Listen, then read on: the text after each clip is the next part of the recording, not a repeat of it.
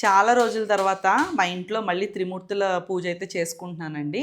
So, ఇది మా వంశపారంపర్యంగా అమ్మ వాళ్ళ తరం అంతకుముందు మా అమ్మమ్మ వాళ్ళందరూ చేస్తూ వచ్చారనమాట. సో, పెళ్ళికి ముందు కూడా మేము ఈ వ్రతం చాలా ఎక్కువ చేసుకునేవాళ్ళమండి. కానీ నుషిక పుట్టిన తర్వాత నేను ఆ బాధలో ఉండిపోయి కొన్నేళ్ళు ఈ పూజ చేసుకోలేదనమాట. మళ్ళీ శరణ్ కడుపులో ఉన్నప్పుడు నేనైతే చేసుకున్నాను. ఎప్పుడు పూజ చేసుకున్నా కూడా నాకు చాలా మంచిగా అనిపిస్తదండి. కానీ కొన్నేళ్ళు నేను దేవుడి యొక్క భక్తిని ఐసోలేట్ చేశాననమాట. మళ్ళీ ఎప్పుడైతే నాకు ఆ జ్ఞానం కలిగిందో మళ్ళీ దేవుడి వైపు చూడాలి అని అప్పటి నుంచి మళ్ళీ నేను ఈ పూజ అయితే స్టార్ట్ చేయడం మొదలుపెట్టాను. సో, ఈ త్రిమూర్తుల వారి పూజ ఎంతమందికి తెలుసో నాకు తెలియదండి. ఇదేంటంటే మనం మేళాల్లాగా చేసుకుంటాం అనమాట. సో, మన ఓపిక బట్టి మన ఆర్థిక పరిస్థితిని బట్టి మనం ఒక మేళా నుంచి ఆడ్ నెంబర్స్లో ఎన్నైనా చేసుకోవచ్చు. మేమైతే పర్టికులర్గా ఎప్పుడు 3 మేళాలు చేసుకుంటాం అనమాట. 3 మేళాలు అంటే 3 రోజులు చేస్తాము.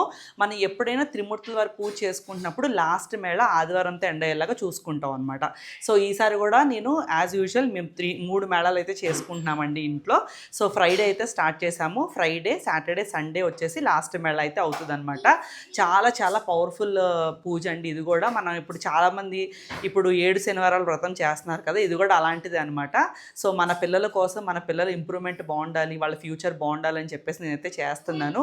సో, ఎవరికన్నా ఈ పూజ కావాలంటే మీరు కూడా చేసుకోండి. దీనికి సంబంధించిన కంప్లీట్ వ్లాగ్ నేను యూట్యూబ్ ఛానల్ అయితే పెడతాను. ఎవరికన్నా కావాలంటే తప్పకుండా చూడండి. అండ్ ఈ పూజకి సంబంధించి ప్రత్యేకత ఏమన్నా ఉందంటే, పూజ ఎంత ప్రత్యేకతో పూజ తర్వాత ప్రసాదం కూడా అంతే ప్రత్యేకత. సో, మీకు ఈ చిన్న షార్ట్లో నేను ఈ ప్రసాదం ఎలా చేసుకుంటామో చూపిస్తాను. ఈ ప్రసాదం చాలా చాలా టేస్టీగా ఉంటుందండి. ఇదంతా మా చైల్డ్హుడ్ మెమరీస్ అనమాట ఈ ప్రసాదంలో ఉన్నాయి.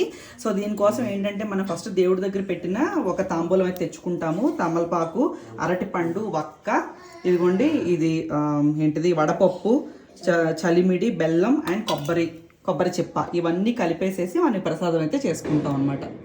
సో, ఇవన్నీ కూడా సన్నగా ముక్కల్లాగా తరిగేసుకుంటామండి. అన్నీ అరటిపండు, కొబ్బరి చెక్క, తర్వాత ఈ తమలపాకు ఇవన్నీ కూడా మనం సన్నగా ఎంత సన్నగా వీలుగా కుదిరితే మనం ఇష్టపడతాం కదా, ఒక సన్నం ఉంటుంది కదా, అలాగా మనకు నచ్చినట్టు ఇవన్నీ చక్కగా నీట్గా తరిగేసుకోవాలన్నమాట. దా కొట్టు తల్లి, నన్ను మెత్తగా చేయాలి, ఇది మెత్తగా అవ్వాలి పొడి, మన ప్రసాదంలో కలవాలి కదా, చెయ్యి. సో, అన్నీ ఇలాగా కట్ చేసేసుకున్న తర్వాత దీంట్లో వక్కను కూడా దంచేసి వేసుకోవాలండి. వేసుకొని ఇప్పుడు అన్నిటిని బాగా కలిపేసుకోవాలన్నమాట. సో, ఈ ప్రసాదం అంతా కలిపేసుకున్న తర్వాత ఫస్ట్ దేవుడికి నైవేద్యం పెట్టేస్తామండి. ప్రసాదం మళ్ళీ పెట్టిన తర్వాత ఎవరైతే పూజ చేస్తున్నారో మెయిన్ నేనే కదా, సో నేను తినాలన్నమాట ఫస్ట్.